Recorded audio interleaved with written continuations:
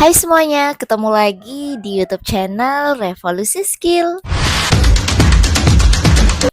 Pada video sebelumnya, kita sudah sempat membahas tentang sum dan juga count function. Nah, kali ini kita akan lanjutkan ke average function atau fungsi rata-rata di Excel. Fungsi average ini biasanya kita gunakan saat kita ingin menghitung rata-rata dari suatu nilai tertentu. Terdapat 3 rumus average yang bisa kita gunakan sesuai dengan fungsinya masing-masing ya. Yang pertama ada average, kemudian average if, dan juga average ifs. Oke, mari kita bahas satu persatu. Di sini saya sudah memiliki sebuah tabel yang memuat data penjualan beberapa produk serta ukurannya. Nah, anggap saja tugas kita sekarang yaitu mencari rata-rata penjualan, kemudian rata-rata penjualan sabun, dan yang terakhir rata-rata penjualan sabun besar. Dari sana kita akan mengetahui kapan sih saatnya kita menggunakan average, kapan kita harus menggunakan average if, dan kapan kita harus menggunakan average ifs. Kita mulai dari case yang pertama, yaitu kita harus mencari rata-rata penjualan. Nah, untuk menghitung rata-rata penjualan, di sini kita cukup menggunakan fungsi average. Karena tidak ada kriteria yang kita gunakan. Untuk formulanya kita ketik sama dengan, kemudian average. Nah, di sini kita harus mengisi nilai yang mau kita cari rata-ratanya. Nah, tentu di sini karena kita nyari rata-rata penjualan, berarti nilainya ada di kolom penjualan. Tinggal kita seleksi aja, kemudian di enter. Nah, maka hasilnya sudah kita dapatkan. Berikutnya, untuk case yang kedua, kita harus mencari rata-rata penjualan sabun. Nah, untuk mencari rata-rata penjualan sabun, kita akan menggunakan rumus dari average if. Karena di sini ada satu kriteria yang kita gunakan sebagai acuan, yaitu rata-rata penjualan berdasarkan produk. Jadi, average if ini kita gunakan untuk menghitung rata-rata dengan satu kriteria. Sehingga nanti fungsi average di Excel ini hanya akan membaca rata-rata dari data penjualan sabun saja. Oke, kita masukkan formulanya, ketik sama dengan, kemudian average if.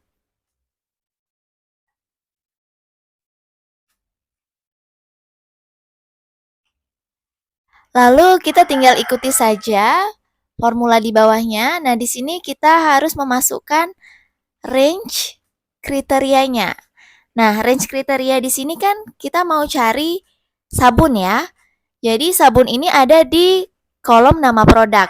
Kita seleksi saja range pada kolom nama produk, kemudian titik koma, lalu kita harus memasukkan kriterianya. Nah, kriterianya itu adalah sabun.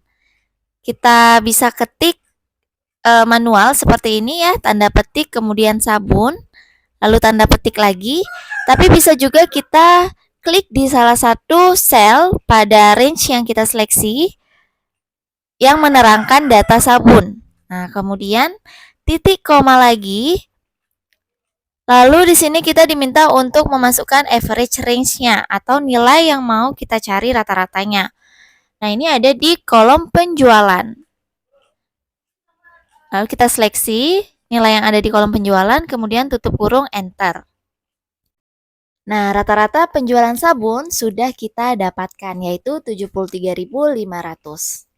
Yang terakhir, kita akan menyelesaikan case untuk menghitung rata-rata penjualan sabun besar. Nah, disinilah kita akan menggunakan fungsi dari average ifs. Average ifs adalah fungsi yang dapat kita gunakan untuk menghitung rata-rata suatu nilai dengan lebih dari satu kriteria. Atau bisa kita katakan kriterianya ada banyak ya.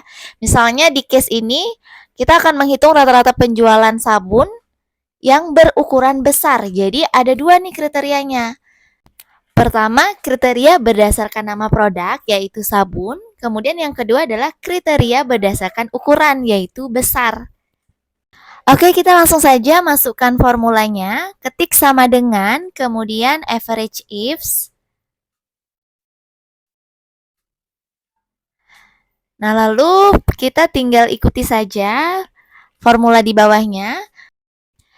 Nah, terdapat sedikit perbedaan ya ketika kita memasukkan formula average if dengan average ifs. Kalau di average if kita masukkan average range-nya di akhir, tapi kalau di average ifs kita harus memasukkan average range-nya di awal.